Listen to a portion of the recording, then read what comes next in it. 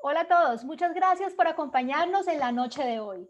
Y la Asociación Colombiana de Osteoporosis y Metabolismo Mineral tiene el gusto de invitarlos a este estado del arte de osteoporosis y diabetes mellitus tipo 2.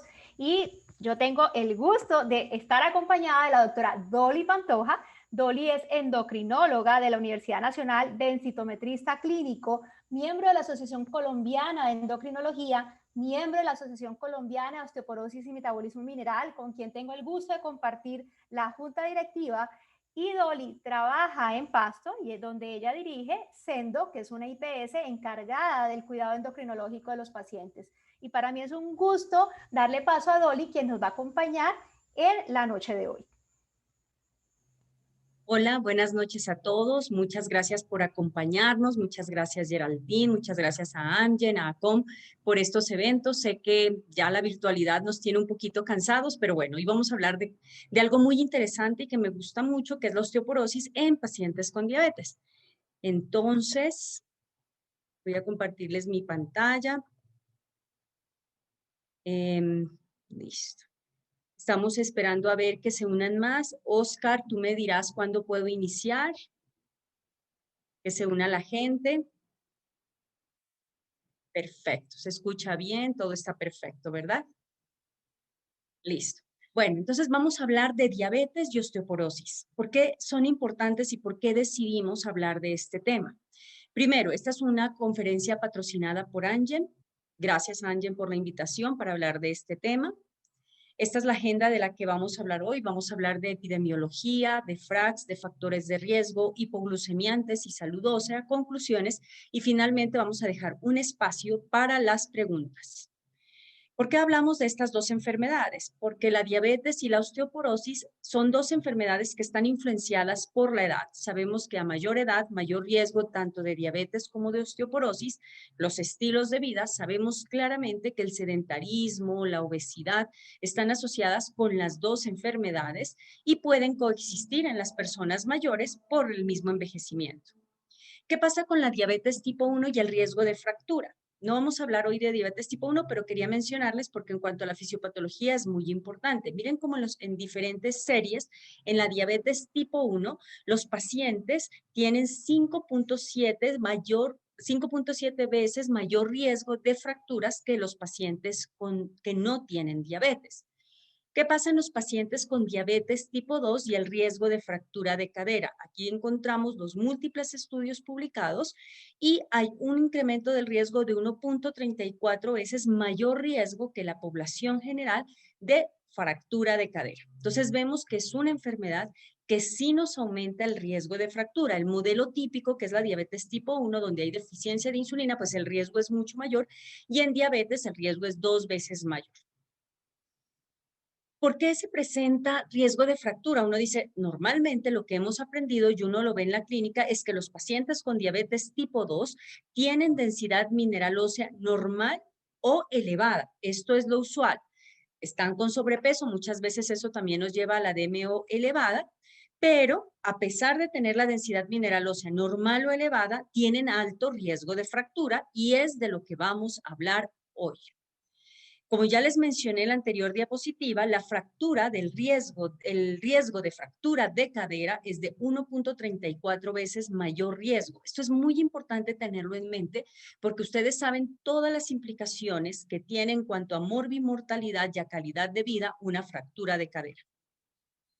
¿Se puede predecir el riesgo de fractura en pacientes con diabetes tipo 2? Uno dice, bueno, lo que nosotros normalmente tenemos es la densitometría como para determinar el riesgo junto con el FRAX, pero ¿cómo hacemos en los pacientes con diabetes tipo 2 si nosotros tenemos la densitometría aumentada? ¿Se podría usar la densitometría y el FRAX para predecir el riesgo de fractura?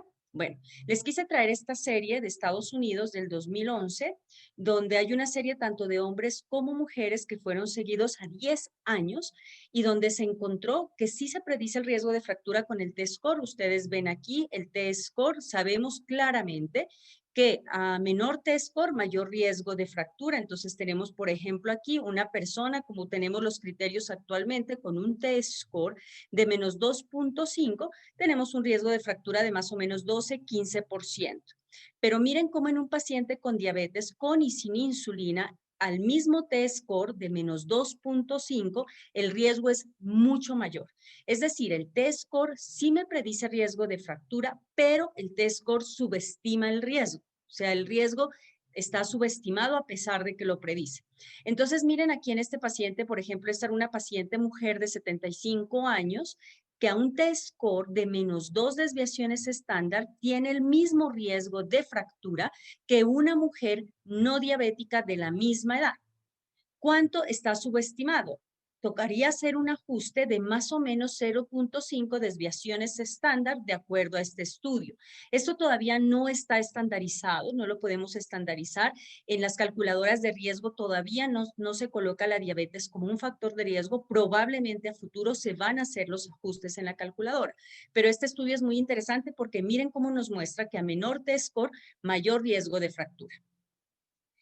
¿Qué pasa con los hombres? Igualmente vemos que la curva está corrida, obviamente ellos tienen menor riesgo de fractura, pero también existe y pasa igual con los hombres que no tienen diabetes como los hombres que tienen diabetes con y sin insulina.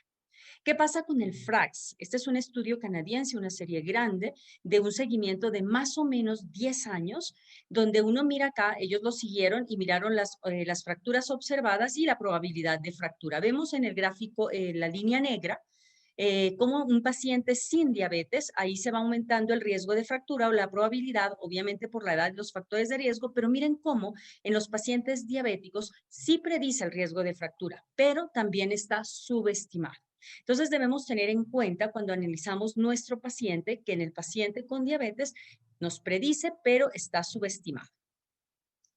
¿Por qué pasa esto? Nosotros sabemos que el FRAX tiene, digamos, datos como la edad, el género, la raza, la historia de fractura, el sobrepeso, la historia familiar de fractura de cadera, tabaquismo, uso de glucocorticoides, artritis reumatoidea, IMC, consumo de licor. Obviamente, todos estos factores nos hablan también y nos predicen en diabetes, ¿cierto? Todos estos elementos también nos predicen fractura, pero hay otros aspectos no capturados por esta herramienta en el caso de la diabetes mellitus. ¿Cuáles son esos factores de riesgo? Entonces tenemos, uno, la duración de la diabetes. Dos, ¿será que el control glucémico interviene? Tres, los episodios de hipoglucemia. Cuatro, los medicamentos, ¿intervienen o no intervienen en el riesgo de diabetes? De eso vamos a hablar. Primero, ¿qué estudios hay en cuanto a la duración de la diabetes tipo 2 y el riesgo de fractura de cadera? Vemos, esta es una cohorte española de Manitoba de más o menos 57,000 mujeres mayores de 40 años con diabetes tipo 2 y vemos cómo la fractura osteoporótica mayor no se ve, o sea, se ve relacionada cuando la diabetes tiene una duración, como podemos ver aquí, mayor de 10 años. O sea, cualquier fractura osteoporótica vertebral, cadera, no vertebral, como antebrazo, como húmero, sí se presenta mayor riesgo cuando tienen una diabetes de larga duración, más de 10 años. Pero vemos aquí cómo la fractura de cadera se empieza a presentar y el riesgo está aumentado comparado con los pacientes no diabéticos desde el inicio de la diabetes.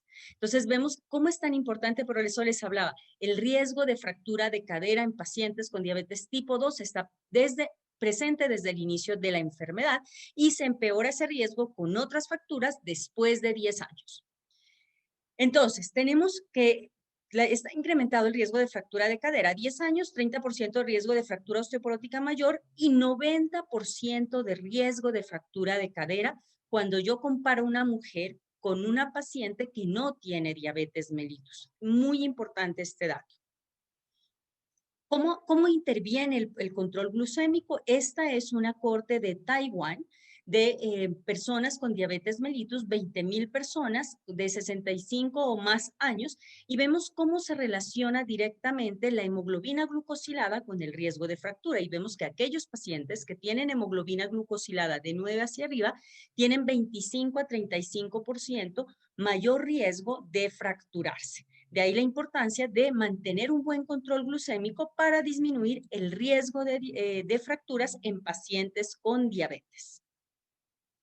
Bueno, también viene la pregunta, el control intensivo, o sea, si eso es así, y yo controlo más a mi paciente, ¿será que le disminuyó el riesgo de fractura versus un control estándar? Entonces, todos conocemos el estudio ACCORD, en el cual el tratamiento intensivo llevó a hemoglobinas glucosiladas menores o iguales a 6.5 y el estándar a 7.5. Es una base de datos bastante grande, pero hubo un Accord Bond, donde de los 55 centros que participaron, 44 recolectaron datos de densitometría de fracturas y más o menos de los 10,000 pacientes, 7,000 pacientes se recolectaron estos datos. Y miren lo interesante aquí, el control intensivo no afecta el riesgo de fractura, el riesgo de fractura fue igual. O sea que llevar a un control intensivo a mi paciente no mejora el riesgo de fractura ni tampoco aumenta el riesgo de que se fracturen, porque recuerden que una de las cosas del tratamiento intensivo era el riesgo de hipoglucemia. Tampoco empeoró de que estos pacientes se fracturaran más, o sea, no interviene ni a favor ni en contra del control intensivo. ¿Qué pasa con la hipoglucemia? Esto es un dato interesante. Este es otro estudio publicado en el 2017 de 3,500 pacientes seguidos durante 5 años, donde se encontró clara relación del riesgo de mayor fractura cuando hay hipoglucemia. Pero los autores del estudio son muy claros en decir, debemos tener en cuenta que si es un paciente que tiene insulina, porque estos eran los pacientes que tenían insulina, pues probablemente la insulina es un marcador de la cronicidad de la enfermedad, de otras patologías asociadas y que probablemente sí, la hipoglucemia me aumenta el riesgo de fracturas, pero en este estudio no se encontró directa relación con caídas. Ellos encontraron más relación de la hipoglucemia con la cronicidad de la enfermedad y cómo la insulina es un marcador, digamos, de cronicidad de la enfermedad. Entonces, claro, ahí nos mostraban de manera indirecta a sus pacientes probablemente crónicos de muchos años con mal control metabólico y ya con muchos años de enfermedad. Vamos con algo interesante, hipoglicemiantes y salud ósea. ¿Será que los hipoglicemiantes me aumentan el riesgo de fractura? Entonces les quise hacer este resumen, este cuadro. Aquí tenemos los medicamentos que estamos utilizando actualmente. Tenemos primero la metformina, que siempre será la reina. Miren que las pruebas aleatorizadas controladas, estos datos son especialmente de todas las pruebas que salen, digamos, de los eventos adversos. La metformina no aumenta el riesgo de fractura. La densidad mineral ósea en algunos estudios dice se mantiene, en otros estudios parece que se aumentara, pero por el momento el riesgo de fractura no es aumentado. Con las sulfonilurias, ¿qué pasó? En cohortes prospectivas hablaban del riesgo aumentado, pero ya en pruebas aleatorizadas controladas, donde se capturan estos datos de fractura, no se encontró riesgo de aumento de fracturas, o sea, en cuanto a salud ósea, las sulfonilurias son seguras. Los agonistas del GLP-1 no hay datos, pero su efecto es neutro. Los inhibidores de la DPP-4 también su efecto es neutro y vienen los inhibidores del SGLT2, que unos estudios inicialmente, especialmente con canaglifosina, mostraron aumento del riesgo de fractura, pero los datos actuales que ya les voy a mostrar muestran que son medicamentos seguros. Bueno, entonces teníamos las tiazolindionas, que en Colombia ya no las utilizamos, las quise traer por su mecanismo de acción. Obviamente ellas bloquean la diferenciación de la célula madre hacia el osteoblasto y directamente pues producen osteoporosis, pero estas casi no las utiliza, pues ya no las utilizamos en Colombia. Aumentan el riesgo de osteoporosis tanto en mujeres como en hombres. Bueno, vienen los inhibidores del cotransportador sodio-glucosa, porque uno decía, ¿por qué esto puede producir osteoporosis? Claro, porque ellos previenen la reabsorción de glucosa a nivel renal, llevando a incremento de la excreción de glucosa y disminución en los niveles de la glicemia a nivel central, pero actúan en los túbulos. Entonces uno decía, ahí podrían alterar la homeostasis calcio-fósforo e indirectamente alterar la densidad mineral ósea. Es uno de los principales, digamos, temores que teníamos cuando aparecieron estos medicamentos. ¿Qué nos ha mostrado? Apareció primero el estudio de la canaglifosina y aquí vemos los primeros estudios donde el riesgo realmente estaba incrementado, tanto en las combinaciones, en algunos decían que sí, en otros decían que no, pero tenemos acá el último estudio, aquí está el último estudio, el Credence de canaglifosina, que fue con 3.000 pacientes, y miren que lo interesante en este estudio, bueno, fueron pacientes con trazas de filtración glomerular entre 30 y 90 y fueron clasificados de acuerdo a las edades y se capturó esta información como evento adverso. O sea, el estudio estaba diseñado también para capturar este evento adverso por los anteriores estudios de canaglifosina. Y cuando vemos aquí, miren todo lo que fue en fracturas, esto fue publicado en mayo del 2020, hace un año. Vemos que canaglifosina no aumenta el riesgo de fracturas, ya cuando se hace el estudio directamente, o sea, dirigido a este tipo de evento adverso. Concluyendo los autores que la canaglifosina desde el punto de vista óseo es segura. Bueno, pero ¿qué tenemos acá en Colombia? Tenemos la dapaglifosina y estos son los estudios interesantes porque ellos pues muestran en estadios 3A de 45 a 51 que uno dice en esos pacientes ya per se está aumentado el riesgo, pero cuando se colocaron en dapaglifosina 10 miligramos versus placebo no hubo aumento del riesgo de fracturas. Acá tenemos la empaglifosina, que la tenemos disponible también en Colombia, y el riesgo de fractura. Lo interesante de estos estudios, obviamente con lo que pasó con canaglifosina, todos estos estudios tenían que mostrar seguridad y determinar si aumentaban o no el riesgo de fracturas. Entonces tenemos aquí, miren, en empaglifosina, 10 miligramos, 4.000 pacientes y 4.000 pacientes con 25 miligramos y el grupo placebo. Entonces, mire cómo hicieron de bonito este estudio, encontraron cualquier tipo de fractura, fractura patológica, todos los tipos de fractura que se podían presentar y esto fue diseñado para capturar estos datos. ¿Y qué se encontró? No se encontró aumento del riesgo de fractura con empaglifosina. Les traje a usted otro estudio que también me pareció interesante en aquellos pacientes en los cuales fue el EMPA-REC, donde se aleatorizaron a empaglifosina 25 miligramos y glimepiride de 1 a 4 miligramos. 700 pacientes en cada uno de los brazos del estudio. Entonces me pareció interesante traerlo porque de paso veíamos también el riesgo de fractura de la glimepirida, ¿cierto? Aquí están, no se aumentó riesgo de fractura ni con empaglifosina ni con glimepiride, mostrando seguridad de los dos medicamentos. El objetivo también de este estudio era ver el control metabólico que se obtenía en estos pacientes. ¿Cuál fue la conclusión del EMPA-REC H2H sulfonilurea? Que no hay aumento del riesgo de fractura en los pacientes que usan empaglifosina. Listo. Entonces, eso es aquí cortico, sustancioso, para que les queden mensajes claros para llevarnos a clase y vamos ahorita con las preguntas. Primero, el riesgo de fractura de cadera es 5 a 6 veces mayor en pacientes con diabetes tipo 1. Ojo con estos pacientes. Y es 30% mayor en pacientes con diabetes tipo 2. Recuerden que es la fractura de cadera lo que más se encuentra afectado. Segundo, en diabetes tipo 2, el T-score y el FRAX nos sirven, sí reducen el riesgo de fractura, pero al momento está subestimado el riesgo. Esperaremos a futuros estudios o probablemente que pase lo que pasó en el FRAX con artritis reumatoidea, uso de glucocorticoides, que se hagan ajustes para poder introducir en esta herramienta la diabetes con el peso de riesgo que tiene la diabetes. Probablemente esto es lo que vaya a suceder. Tercero, ¿cuáles son los parámetros que debemos tener en cuenta en los pacientes con diabetes? Uno, la duración de la diabetes. A mayor duración, mayor riesgo de fracturas, pero la fractura de cadera, el riesgo está presente desde el inicio de la enfermedad. Cuando es una enfermedad muy crónica, el riesgo, como lo expliqué, es hasta del 90%. El pobre control glucémico también aumenta el riesgo de fracturas y el uso de insulinas también aumenta el riesgo de fracturas, pero ojo, es más por el tiempo de evolución de la enfermedad y probablemente por las enfermedades asociadas. No es la insulina como tal ni el riesgo de hipoglucemia. Adicionalmente, tenemos insulinas seguras en este momento.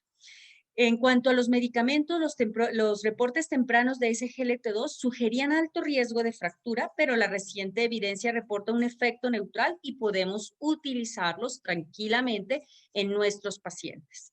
Obviamente, evitar las tiazolindionas en pacientes con alto riesgo de fractura, pero realmente estos medicamentos no están disponibles en Colombia. Bueno, esto fue corto, sustancioso, claro. Espero les haya gustado. Quedo pendiente. Me pueden seguir en redes, en Facebook y en Instagram como @dolipantojaendocrino. Y bueno, dejo de compartir para que nos vayamos a las preguntas. Súper, qué interesante, muy chévere. Y es que no medimos muchas veces la carga de la enfermedad, la carga de la multimorbilidad asociada a la osteoporosis. Y siempre estamos pensando que la osteoporosis es primaria, ya sea senil o posmenopáusica, pero no nos damos cuenta que cada vez vemos menos osteoporosis primaria y más osteoporosis secundaria. Entonces, súper, súper chévere. Bueno, aquí tenemos dos preguntas más, las que yo tengo aquí otras dos en la cabeza. Suani nos dice, ¿incidirá si la persona, a pesar de tener diabetes, se cuida con ejercicios para disminuir osteoporosis? Ella nos coloca un ejemplo acá que es caminatas en piscina.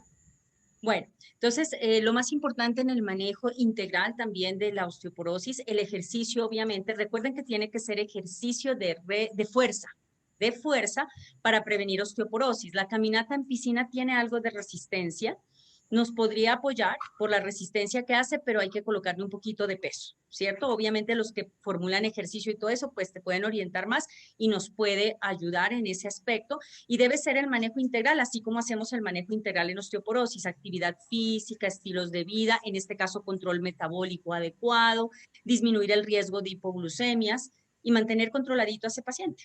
Perfecto. Tenemos otra pregunta y es, ¿por qué la fractura de cadera es más frecuente en este tipo de paciente? Esa es una pregunta muy interesante. Entonces, miren que en el último Congreso Europeo que participé hace poquito, apenas están buscando los estudios. Entonces, miren de esta pregunta todo lo que podemos aprender. Entonces, lo que ellos van en investigaciones, los productos los AGE, los productos de glicolización final, bueno, estos están aumentados y estos parece que se pegan a la matriz del colágeno y hacen que el colágeno no funcione bien. Entonces hay una disfunción del colágeno. Parece ser que la hiperglucemia como tal, altera la célula madre, el osteoblasto y el osteocisto. Por eso es que se encuentra esa relación. Entonces, hay algo importante aquí. Uno dice, bueno, pero ¿por qué se fracturan la cadera y no la columna? O sea, ¿por qué más es el riesgo? Porque hay muchos estudios que se han demostrado que hay mayor porosidad cortical. Entonces, tú ves que por eso la cadera es la que se les lleva de primero y es la que, pues, en pacientes es lo que más morbilidad les da y es esa porosidad. Hay unas teorías, parece ser que hay un daño vascular a nivel óseo que hace que haya digamos, esta alteración a nivel de la cortical, pero la que más se altera es la cortical. Y vemos cómo en los diabéticos tipo 1 el mecanismo es mayor. Entonces dicen, claro, es que en los diabéticos tipo 1 la deficiencia de insulina total, porque la insulina es un factor de crecimiento, la deficiencia de insulina hace que este proceso sea peor, porque la Claro. insulina es factor de crecimiento y actúa en el hueso como factor de crecimiento también, y ellos no tienen. Entonces tenemos dos de una enfermedad que nos puede parecer que es similar, que es la diabetes, que tienen dos mecanismos fisiopatológicos distintos entre la 1 y la 2, pueden tener resultados adversos en hueso de dos vías fisiopatológicas distintas. De acuerdo a lo que nos estás explicando, en la diabetes tipo 1 tendremos problemas en la formación ósea y entre más alta la glicada y entre más tiempo duren con la glicada alta en la 1, menor formación ósea deficiente, y en la 2 lo que tendremos es una alteración de la producción del colágeno por los productos de glicación avanzadas aumentados del diabético tipo 2 y una alteración de la diferenciación del stem cell a osteocito. Entonces, mire cómo la doctora Dori nos ha explicado en un momentico cómo se diferencian las dos diabetes y nos van a llevar a daño del hueso. Y esa es una de las características que siempre como clínicos tenemos que tener en cuenta en la diabetes mellitus tipo 2, porque cuando tomamos la densitometría vemos osteopenia y casi como le dice uno a los pacientes, no, pues esquivó la bala. No esquivamos la bala, sino que la osteopenia vamos a tener un falso negativo de la densidad mineral ósea, que algunas veces el TBS podría ayudarnos a darnos cuenta si esta osteopenia, que tanto caso lo voy a hacer en columna lumbar a esta osteopenia, y esto podría ayudarme a diagnosticar osteoporosis. Bueno, tenemos más preguntas. Acá alguien que nos quiere mucho a las dos, que se llama Miguel Ángel, dice, paciente 84, creo yo que nos quiere mucho, vamos a ver, paciente 84 años, sí sabemos que sí, paciente 84 años con diabetes insulino dependiente de más de 20 años. Además del manejo farmacológico contra osteoporosis, ¿sería importante utilizar un protector de cadera? Ay, esa pregunta es para ti, Geraldine, Yo creo que es para porque mí. Después de que ¿Ah? la ley dije, yo creo que es para mí. Bueno, Miguel, Sí, esa acuérdate pregunta es para ti. sí, acuérdate que la evidencia que hay en los protectores de cadera está relacionada con caídas recurrentes. Básicamente y los estudios con caídas recurrentes y protectores de cadera son muy disímiles y dependerán del tipo de protector y de las características del protector. Yo pienso que más que el manejo farmacológico, aquí deberíamos apuntarle a la terapia no farmacológica con algo que Dolly nos estaba diciendo ahorita, que es el manejo con ejercicios de resistencia, mejorar la masa muscular, porque esto es un matrimonio entre hueso y músculo, como tú lo sabes muy bien y como todos lo hemos defendido siempre, además de favorecer la nutrición, niveles de vitamina D, la prevención de caídas y todo el manejo de la parte no farmacológica. Entonces pienso yo que es más que el protector, porque el protector es más, los estudios de protector están hechos para caídas recurrentes. Muy bien, Sandra Bermúdez pregunta, ¿el paciente diabético entraría entre la estratificación de riesgo a ser un paciente de alto riesgo de fractura? Sí, y varios autores están tratando de buscar la forma de ajustar las calculadoras, el FRAS y otras calculadoras que se utilizan en Europa para tratar de ajustar este riesgo. Yo creo que va a pasar lo mismo que nos pasó con los glucocorticoides, que en su momento manualmente decían, ve, asúmele así, hágale así, y luego entró el FRAX y la artritis reumatoidea. Es lo más probable, y yo creo que por el momento, mientras tenemos todas esas herramientas, como tú decías, utilizar TBS y sobre todo hacer el diagnóstico. Miren que estos datos son impresionantes. Uno dice, no, y yo cuántos diabéticos uno ve a veces a diario y no les pide la densitometría y no se preocupa por ese hueso porque obviamente es un paciente complejo. Entonces aquí la insulina, el medicamento, la estatina, la aspirina, pero bueno, hay que protegerlos porque es que si no se nos van a morir de una fractura de cadera. No, Y van a estar dentro del factor, están ya dentro de los yo factores de riesgo. confieso que yo los diabéticos tipo 2 los meto como osteoporosis secundaria en el calculador del FRAX. Sí, Yo es una de las opciones y los públicamente autores lo dicen confieso. eso. Lo podríamos calcular ahí. Lo que pasa es que ahí no te calcula el peso del No, riesgo que tiene la diabetes porque lo subestima mucho, pero es una opción mientras digamos, detener las calculadoras, sobre todo en aquellos pacientes con osteopenia, que nos va a pasar mucho porque ellos tienen buenas densidades mineral ósea, pero entonces si tú ves si el TBS, eso te puede ayudar. perfecto. Bueno, yo tengo una pregunta obligada y es los medicamentos, tratamiento, evidencia de los tratamientos que tenemos ahorita para diabetes mellitus y que nos ayuden y que tengan como efectos secundarios, si podríamos decirlo, mejoría de la densidad mineral ósea. Hay que nos favorezcan o que también estén en contra de pacientes, que yo lo vea con baja densidad mineral ósea y diga, bueno, yo no voy a elegir este hipoglucemiante porque el riesgo de caída o el riesgo de que este paciente me haga una complicación asociada al uso de este hipoglucemiante me puede fallar, tanto a Por el favor como en momento, contra. sí, por el momento el que realmente las que no deben utilizarse en pacientes con alto riesgo de fractura son las tiazolindionas. Los demás son seguros, incluidas las sulfonilurias como la glimepirida, ya hay estudios que lo avalan. En cuanto a las insulinas, lo que yo les decía, lo que pasa es que las insulinas y los autores son muy claros, no es tanto por el riesgo de hipoglucemia, porque mira que estos pacientes no se cayeron más. Lo que indica es el tiempo de evolución, es que si tú ya tienes un paciente con insulina, es un paciente que probablemente ya lleva 5, 8, 10 años, entonces la duración de la diabetes es mayor, tiene más alteración a nivel ósea, tiene más complicaciones, probablemente nefropatía, y tú sabes que ahí aparece el hiperpara, tiene probablemente retinopatía, entonces mayor riesgo de caída, tiene neuropatía, entonces ellos hablaban más que este marcador es como la insulina más es como un marcador de cronicidad de la enfermedad, y obviamente, pues tengo que, si voy a escoger la insulina, porque es que a veces nos da miedo y la idea es que no pase eso, porque ya en un estudio de New England, a pesar de que tenemos tan buenos medicamentos, los pacientes se nos han bajado, solamente hemos logrado, o ellos pues han logrado, un 54% de control. Entonces decían, ¿qué pasó? ¿Por qué no se ha controlado? ¿Por qué se cayó ese control? Porque nos da miedo la hipoglucemia. Entonces no tenemos que tenerle miedo a la hipoglucemia y cuando coloquemos una insulina, saberla colocar, titular, educar al paciente, y esto va a disminuir el riesgo de hipoglucemia. Bien manejada la insulina, bien elegida, pues en el paciente adecuado no va a haber mayor riesgo. Perfecto, tenemos más preguntas. Este tema está muy chévere. Y María es nos un tema pregunta, chévere. sí, es muy chévere. María nos pregunta, en pacientes insulino dependientes, ¿cuánto tiempo se debe esperar para iniciar el tratamiento físico post medicamento? Lo ideal. No, a ver, el tratamiento, no entendí. Bueno, María, voy a seguir con la siguiente pregunta, pero te pido que por favor nos aclares tu pregunta para podérsela hacer otra vez a la doctora Dor. Muy bien, entonces, Oli, tengo acá a Pacho Linares, un beso, Pacho. En pacientes con fractura de cadera, los ortopedistas nos enfrentamos a otro riesgo si los vamos a operar. Cuando son diabéticos tenemos un mayor riesgo de infección. ¿Cuál es el estudio de elección en estos casos? Hemoglobina glicosilada, glucemia, 24 horas. Bueno, lo que pasa es que ya te va a llegar este paciente de urgencias, te va a dar un panel general del paciente, una hemoglobina glucosilada, te va a permitir decir, este paciente tenía mal control metabólico, probablemente, y también está demostrado en los estudios, estos pacientes, el riesgo de infección es mayor y el riesgo como de curación es menor. Con la hemoglobina glucosilada vas a ver qué tan mal controlado estaba el paciente, y con las glicemias vas a poder colocar en un tratamiento intensivo en ese momento para que el riesgo de infección, la estadía hospitalaria sea menor y ese paciente se pueda recuperar más pronto. Y probablemente ese paciente que tiene Pacho, que son los pacientes que le llegan fracturados y llegan a urgencias, hay que colocarlos en esquema basal bolo o basal plus, una insulina basal más un plus para sacarlo rápido de la hiperglicemia. Y luego probablemente se van a casa, pues ya dependiendo de lo que se vayan con hipoglucemiantes.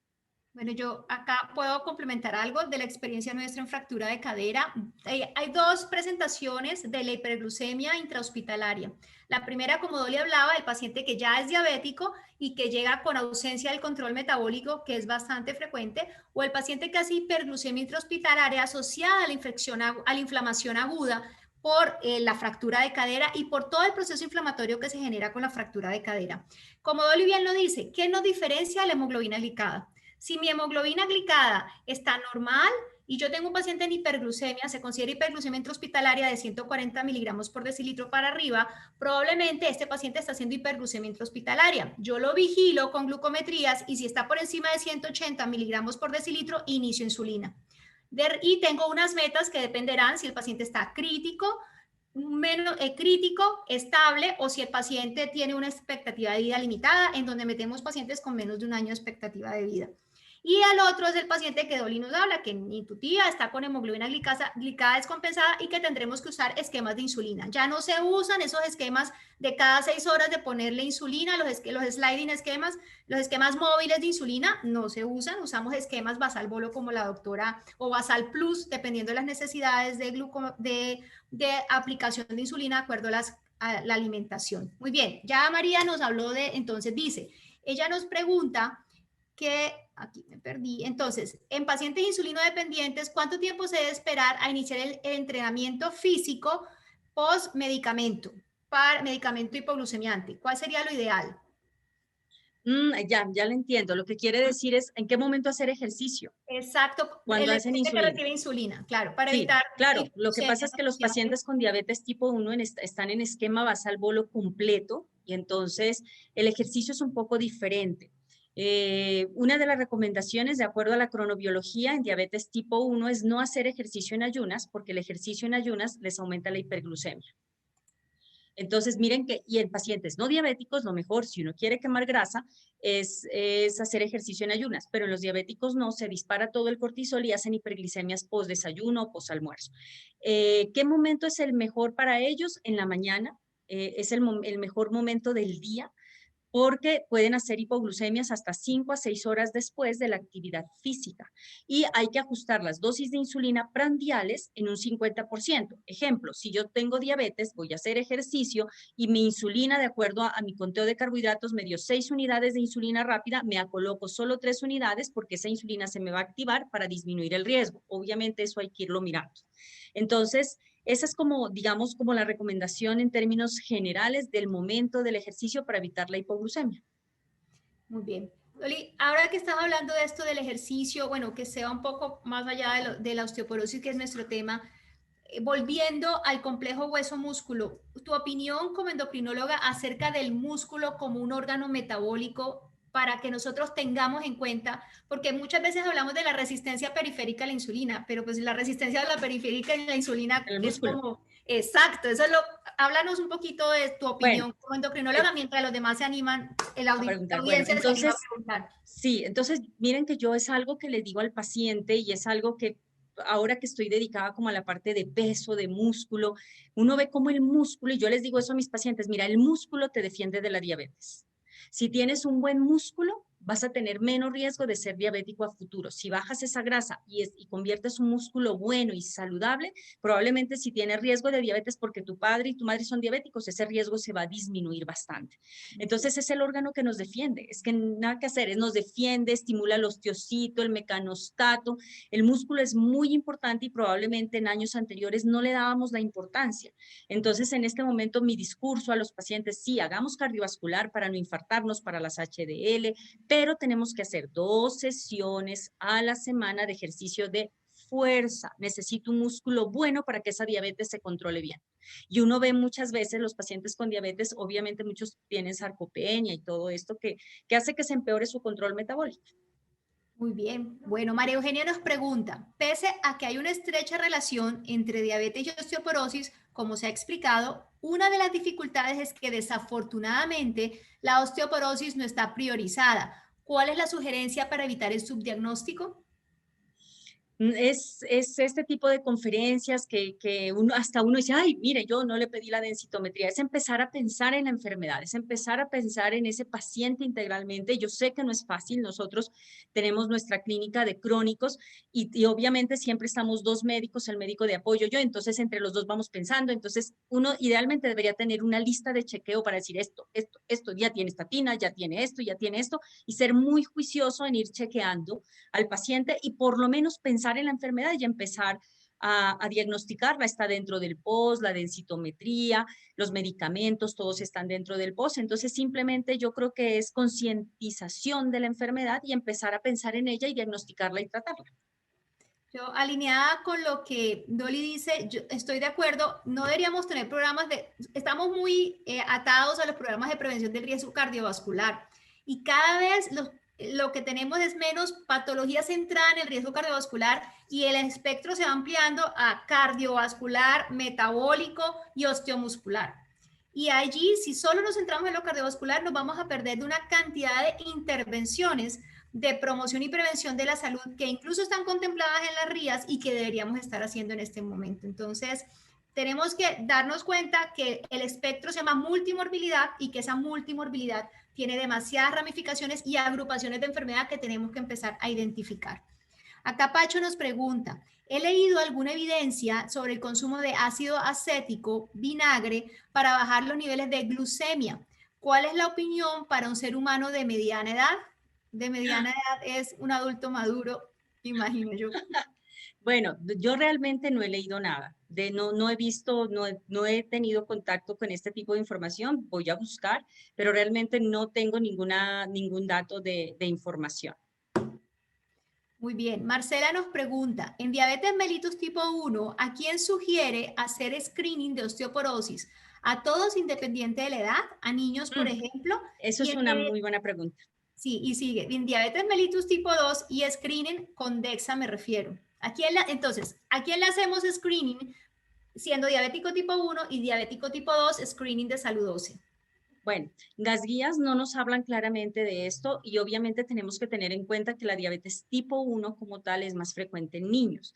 Y en niños, pues vamos a tener probablemente un pico de masa ósea por la diabetes menor y por eso ellos llegan a la vida adulta y tienen esos riesgos de hasta de 6. Que uno diga exactamente a qué edad, pues ya estamos teniendo pacientes diabéticos. Yo ya llevo 16 años acá en Pasto que llevan 16 años de diabetes. Yo consideraría, lo que pasa es que también es una decisión que no es fácil porque tú cómo montas en un bisfosfonato a un paciente de 20 años. O sea, ¿qué le vas a dar a ese paciente? Entonces, ¿para qué le vas a tomar la densitometría si probablemente uno dice, uy, yo lo voy a colocar un bisfosfonato a este paciente? No, porque la evidencia no lo muestra. Entonces, yo creería en los diabéticos tipo 1, sobre todo en los adultos por encima de 40 años, viene bien una densitometría, es mi opinión personal, las guías en eso no lo dicen.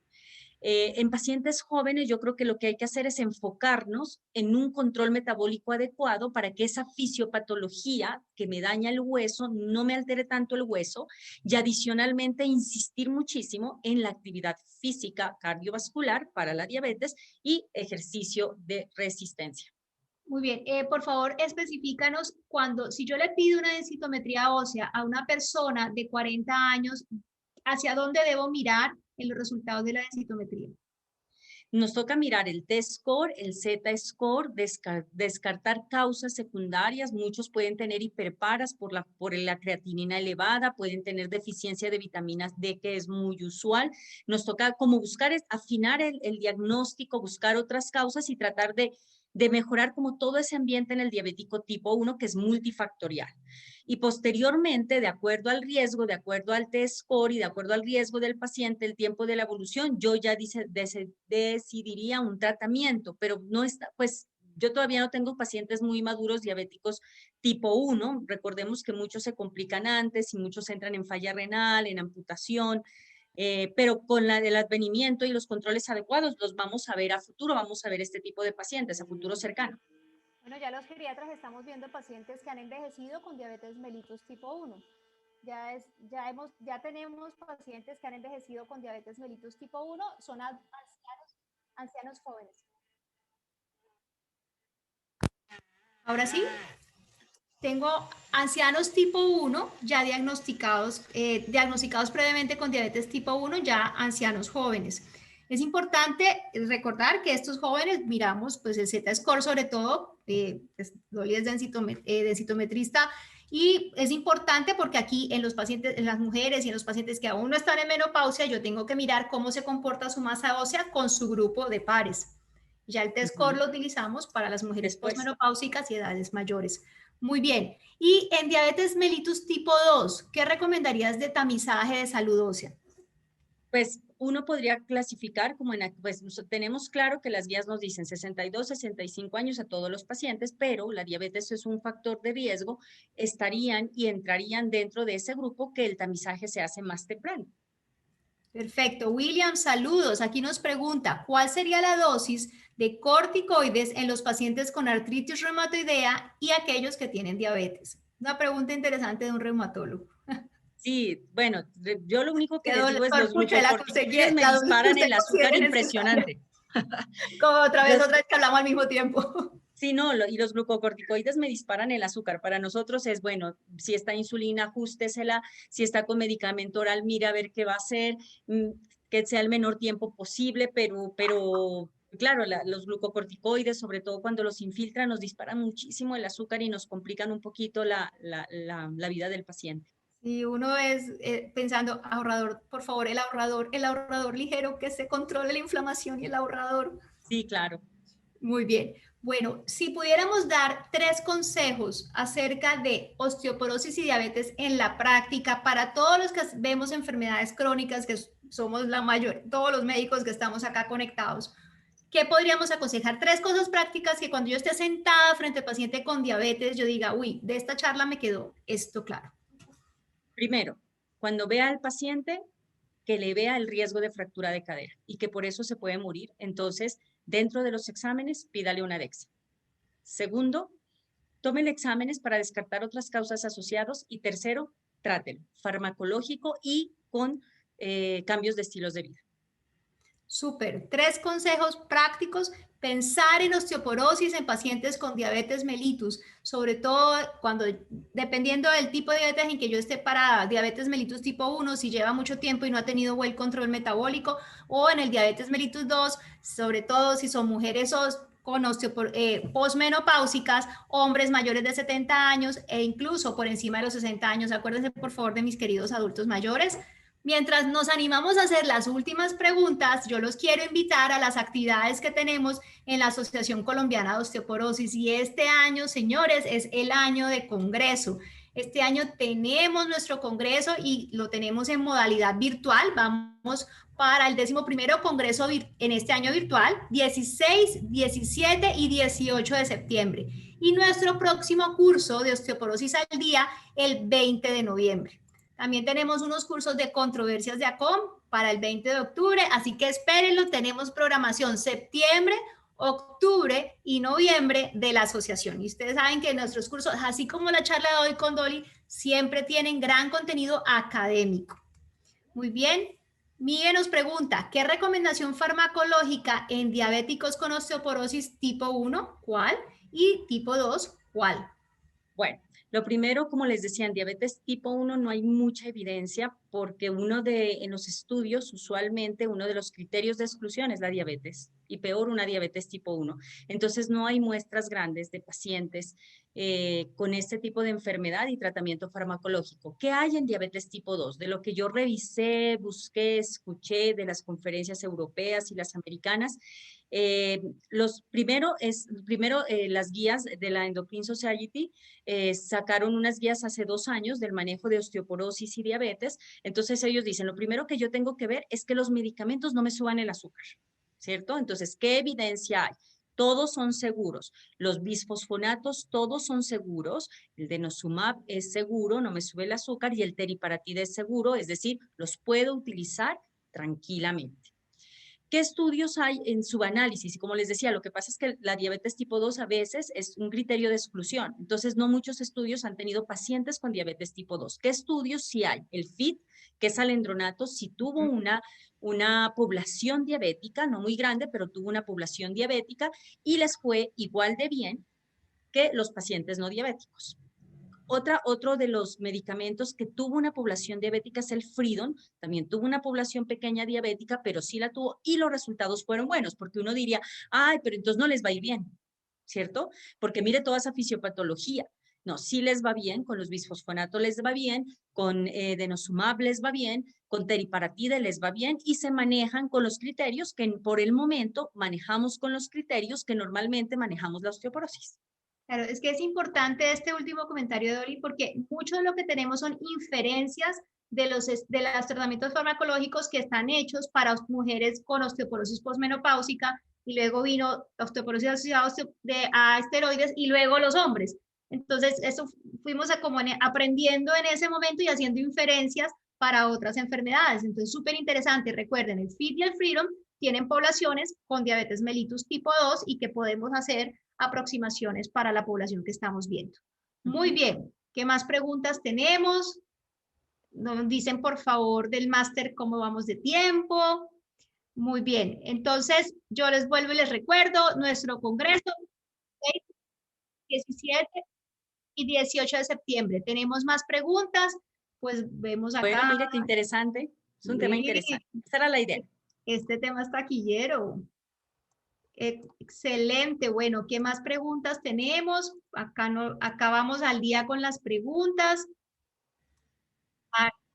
No, ya terminamos las preguntas. Listo, no tenemos más preguntas por ahora. ¿Hay algo que tú, cuando uno termina una charla, uno siempre dice, yo hubiera contado esto que lo tenía aquí y se me pasó? ¿Algo que nos quieras contar, algo de tu experiencia como endocrinóloga y los pacientes con diabetes y salud ósea y muscular? Siempre hay algo que uno quisiera compartir No, de lo mucho que realmente al realizar esta conferencia, que la vengo realizando hace un mes y hubo el año del hueso en el europeo y todo, uno dice, uy, caramba, a mí se me estaba pasando, y eso que soy endocrinóloga. Entonces yo digo, no, mire, es eso, es que nos toca pensar en muchas cosas, pero entre más multifacéticos seamos, es mejor, piénselo. Solo piénselo, y en mí esta conferencia, por eso yo les compartí a todos mis colegas de crónicos, por favor, entren a la conferencia, esto es importante que lo sepamos porque es bueno estarlo recordando y estar recordando, y ya que en nuestra cabecita y en nuestra lista de chequeo quede la osteoporosis como una enfermedad que también nos afecta a los pacientes con diabetes. Yo creo que si se llevan ese mensaje y que se les fractura la cadera en el 90%, no, es que 90% es gigante. O sea, ya uno dice, carambas. Y a veces yo preocupada por la otra cosa. Entonces, hay que preocuparnos por la osteoporosis. Yo pienso que eso fue lo que a mí me quedó al preparar esta conferencia y que quería transmitirlo a ustedes y espero haya quedado ese mensaje en su mente. Es que fíjate que la osteoporosis es una enfermedad que nos hablaba María de cómo es subdiagnosticada, es porque esta es una enfermedad silenciosa, a usted no le duele hasta que se fractura. Y cuando se fracturan, los estudios muestran que los adultos mayores, aún fracturados de la cadera, dicen, no, pues yo me fracturé porque estoy viejo, no me fracturé porque tengo una enfermedad que se llama osteoporosis, debilitó mi hueso y me fracturé, y mala calidad ósea y me fracturé. Entonces, si nosotros pensáramos, si tuviéramos un grupo de apoyo en donde un paciente le contara cómo cambió su vida, cómo enfermó, el próximo, el cuidador le dijera, no, mire, es que la vida nos cambió desde que él se fracturó o ella se fracturó, no volvimos a ser los mismos como familia, los costos se aumentaron, alguien tuvo que dejar de trabajar. Yo creo que ahí todos sensibilizaríamos y volcaríamos a recordar que el hueso y el músculo es necesario evaluarlos, así como yo en la enfermedad crónica evalúo el compromiso organo blanco, en cerebro, en corazón, en soplos carotídeos, miro la función renal, el hueso y el músculo tienen que ser evaluados. Y el músculo es un órgano metabólico muy importante, como Dolly nos ha enseñado hoy en la noche. Muy bien, del máster nos dicen si tenemos más preguntas, si podemos ir concluyendo. Yo les Perfecto, no tenemos más preguntas. Yo les recuerdo nuestro congreso virtual 16, 17 y 18 de septiembre y las actividades que tenemos en septiembre, octubre y noviembre con la Asociación Colombiana de Osteoporosis. Me quiero despedir con un gran abrazo y un beso. Bueno, hace 15 días te di un abrazo y un beso, entonces este abrazo y este beso es virtual. Te agradezco muchísimo todo lo que nos has enseñado hoy, de tu estudio, que eres muy juiciosa, y de tu experiencia, que tienes muchísima como endocrinóloga. Bueno, un abrazo para todos. Muchas gracias por esta hora que nos regalaron de su tiempo, de estar en casa. Tengo la esperanza de que prontamente el próximo año ya nos podamos ver presencial. Creo que ya nos hace falta tener esos espacios de amistad, de reunión, de vernos, de reírnos. Miren que eso no lo veíamos tan importante y ahora cómo se devolvió de importante. Pero bueno, por ahora sigamos conectados en Instagram, en Facebook, en los webinars, en ACOM. Y gracias por acompañarnos esta noche y gracias a todos. Gracias, Geraldine, por acompañarnos. Un abrazo. Un beso grande. Adiós.